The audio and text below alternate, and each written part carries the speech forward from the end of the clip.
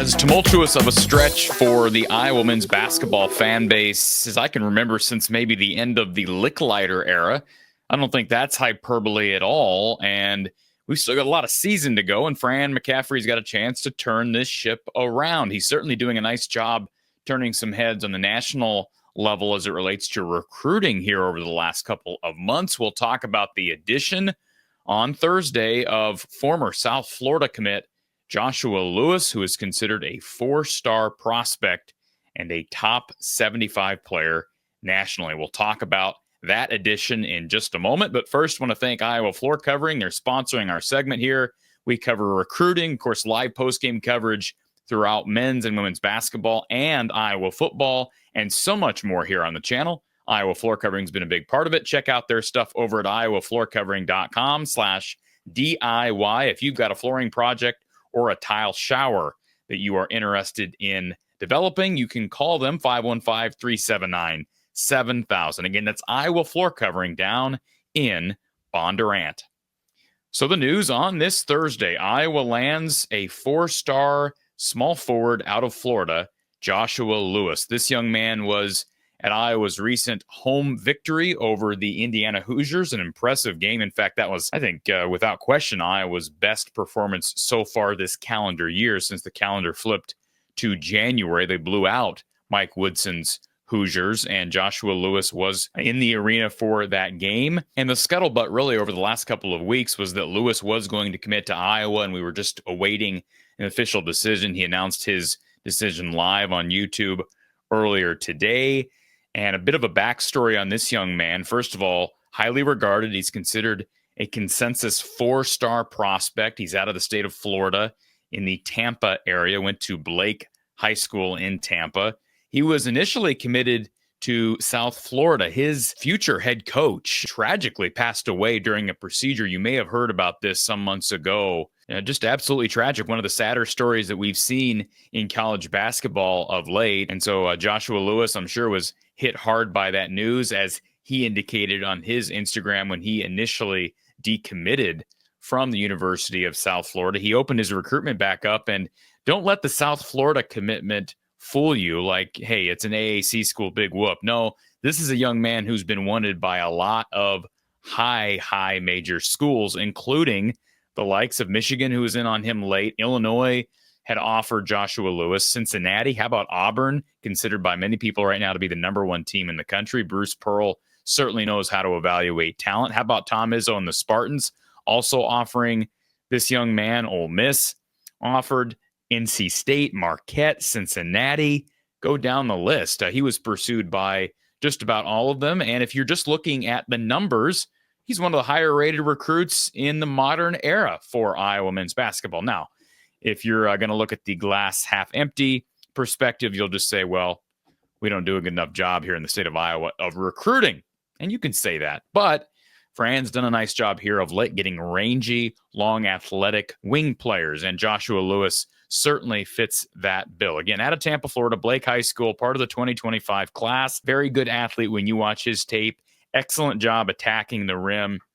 I know the word slasher is used a lot, but here's a young man who's probably going to need to gain some weight, but boy, he's got an innate ability to not only get to the rim, but finish with both hands in various positions. Very solid mid-range and fadeaway game.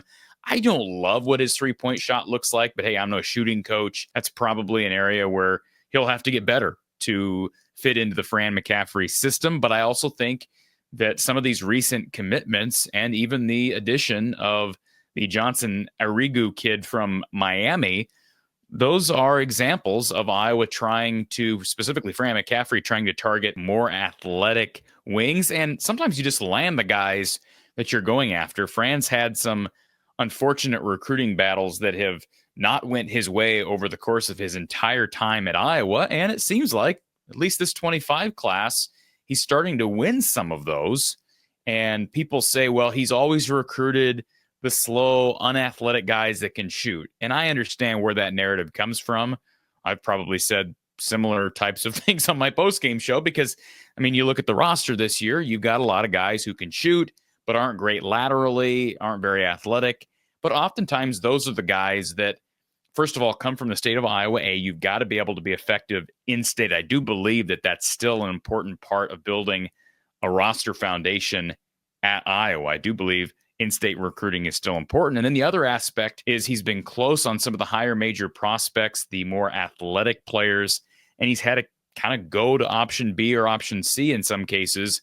And he's made the most out of those guys, but maybe they don't have as much potential or upside from an athleticism standpoint, certainly a defensive standpoint. So I don't think it's all just, Fran targeting unathletic guys. I don't think he's going out of his way to target guys who can't defend. But we know what Fran values. But I think it's positive to see him going after guys like Joshua Lewis. The Johnson Arrigu kid was part of the 2024 class, but he's transferring in after their head coach, Jim Larrañaga, decided to retire during the season.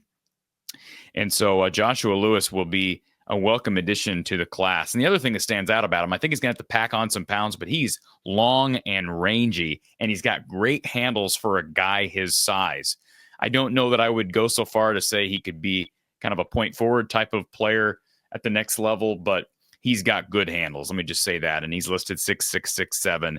They're pretty solid there at the 3/4, I think, for several years to come, assuming guys stay put. Seydou Traore, who knows what Laji Dembele's future is? He's in a huge slump right now. Cooper Koch, this young man, they got the Briscoe kid, Johnson Arrigu, all these guys are poised. And now they're going to have to figure out point guard because scholarship numbers are kind of questionable right now. There's scuttle that maybe the NCAA goes to 15 as a scholarship limit like in women's basketball.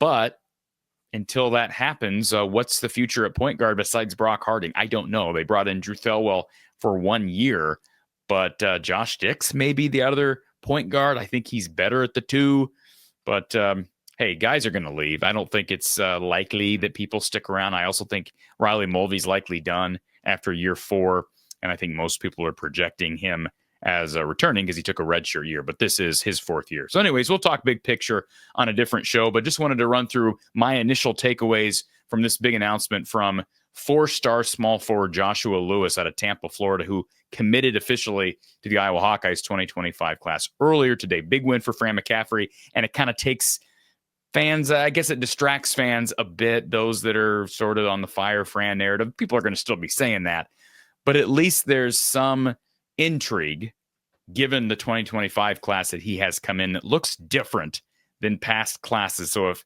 Fran McCaffery's retained into 2025-6, then there's some intrigue there. We'll just say that.